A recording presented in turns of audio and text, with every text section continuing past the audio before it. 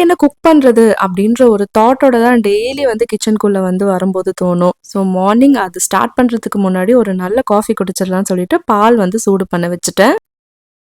Decoction coffee குடிக்கலாம் அப்படின்றதுனால decoction போட்டு வச்சுட்டேன். ஸோ போட்டு வச்ச ஒரு 20 மினிட்ஸில் வந்து பாலும் சூடாயிடும், டிகாஷனும் ரெடி ஆகிடும். குடிச்சிட்டு அதுக்கப்புறம் ஒர்க் ஸ்டார்ட் பண்ண போகிறேன்.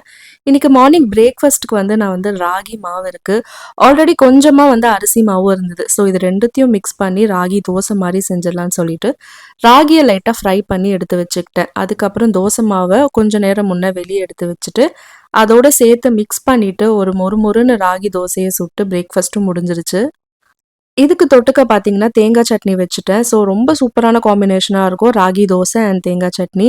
ஸோ இந்த மாதிரி மாவு மிச்சமா இருக்குன்றபோது, கொஞ்சம் ராகி இல்ல ரவை அந்த மாரி ஆட் பண்ணி நம்ம தோசை சுட்டு சாப்பிட்டா நல்லா டேஸ்ட்டா இருக்கும்.